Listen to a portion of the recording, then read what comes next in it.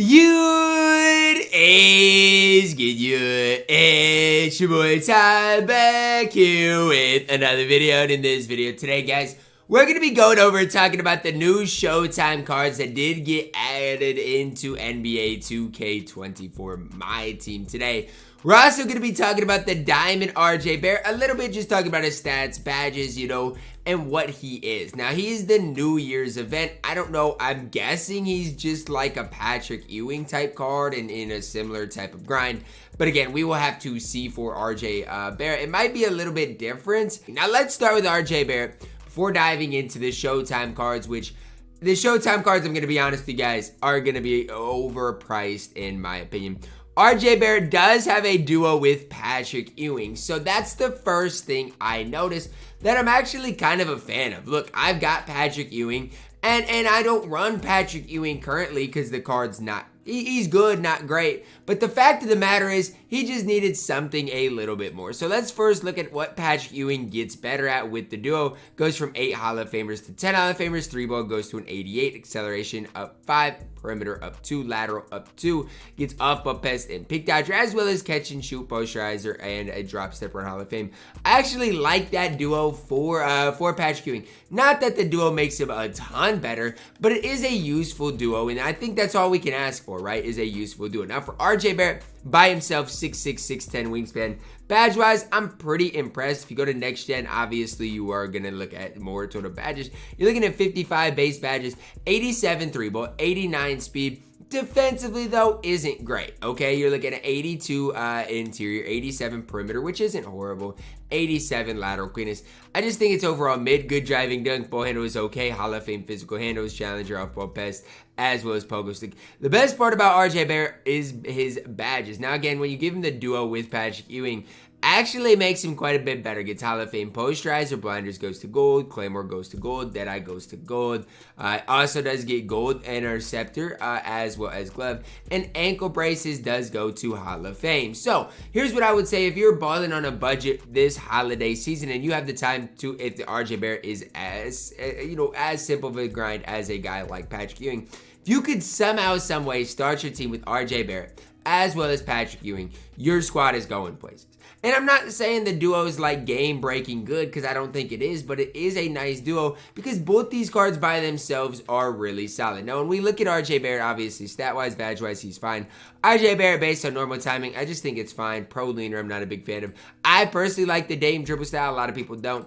But again, RJ Barrett's what you make him. Is he going to be as good as Kobe? No. Is he going to be as good as, some good budget options? Let's say like an Austin Reeves. I think he's on that type of level. So I don't mind RJ Barrett, especially if he's a free grind in my team. That is similar to Patrick Ewing. A lot of people are wanting RJ Barrett to be an easier grind than a guy like Patrick Ewing. My response to that is, I mean, look, the Patrick Ewing grind really was not too bad in my opinion. And if we continue to have grinds like that, I simply can't complain. DeMarcus Boogie Cousins up next. The first thing I see about these Showtime cards is they're 150,000 MT. Now, why is that a nice thing? Because recently, guys, diamonds have been 183,000 MT. So the fact of the matter is they are quite a bit cheaper today, which is needed for me, because again, I'm a guy, look, I'm a content creator. I gotta do gameplays. I'm not gonna do gameplays of probably all these cards, but I'll do gameplays of some of these cards. And the fact of the matter of them being 157,000 MT is nice. 88 3-ball, 85 sitting dunk, 80 driving dunk, decent speed ball handle, 87 speed, decent interior, really solid rebounder. Here's what I see in DeMarcus Cousins, and then you guys can tell me if you agree or not. MJ dribble style, good ball handle. That's nice. But is he going to be able to move that well? Look, remember, he is 6'10". I just don't know if he's, even with all that, going to be able to move well. But it's still nice to have. DeMarcus Cousins' base is pretty solid. The best part about DeMarcus Cousins is just the fact that he can do a little bit of everything. Yes, on his perimeter defense is not going to be great, but not horrible. But offensively, I like what he gives you. He has a little bit of a post game. He can attack the rim. He can knock down shots. He can just do a little bit of everything on the court. And I think that's why I'm decently high on DeMarcus Cousins today. You know, high three ball, decent speed, decent acceleration. Again, I am worried about that perimeter defense just a little bit, just because I feel like that's normally where DeMarcus Cousins does struggle, if he does. But his player build is going to be really solid. I think his best position is going to be that center position. I know he has power forward eligibility, but I do think he's going to be better at center just because I don't think he's going to get matched. And I could be wrong, but I mean, you're looking at a card that does come with Anchor, Hall of Fame, Box Out Beast, Immovable Enforcer, and Brick Wall. I don't think, you know, you're going to see some of those other bigs just absolutely mash him. Now, yes, if he comes up against Wemby, he might struggle. But as far as just in general, I think DeMarcus Cousins is going to hold it down. For 157,000 MT, you can do way worse than Boogie Cousins. J.R. Smith up next. First thing I noticed for JR, I like his badges. I mean, his badge count, you are looking at, what, 58 base badges on the card, which is really solid for J.R. Smith to start with.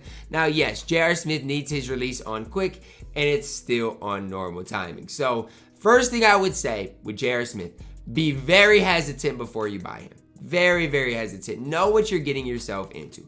J.R. Smith is going to be a card. And this is that simple. He's been a hype beast in the past, but this card is not great. Again, I'm giving you guys the inside information so you don't buy J.R. Smith and then later on be like, but I can't knock down shots to him. His release isn't good. He can't dribble. Well, I'm telling you that right now. Pro dribble style, not great. His release on normal, not great. And so I don't want to hear you guys complaining about it because I'm telling you right now, yes, his three ball is high. Yes, his driving dunk is good. But when it comes down to it, none of that stuff matters if he can't knock down shots and he can't move well with the ball. Hall of Fame handles for days, hyperdrive, killer combos, agent 3 blinders, can shoot, limitless. He does have some cheesy things. And honestly, if this release would be on quick, I might give J.R. Smith a chance. The problem is, I use this Amethyst, J.R. Smith, and I know what this movement is like. I know what his dribble style is like. And trust me, it's not great. I'm going to be honest with you. This Diamond J.R. Smith we got today, I don't think he's a top 10 or so shooting guard in the entire game. And that's crazy to say, but I don't. I'm not super high on J.R. Smith. If you buy him, you're going to have buyer's remorse. I'm going to say a guy like Paul George, yes, there's a lot of Paul George talk going around, is better than J.R. Smith.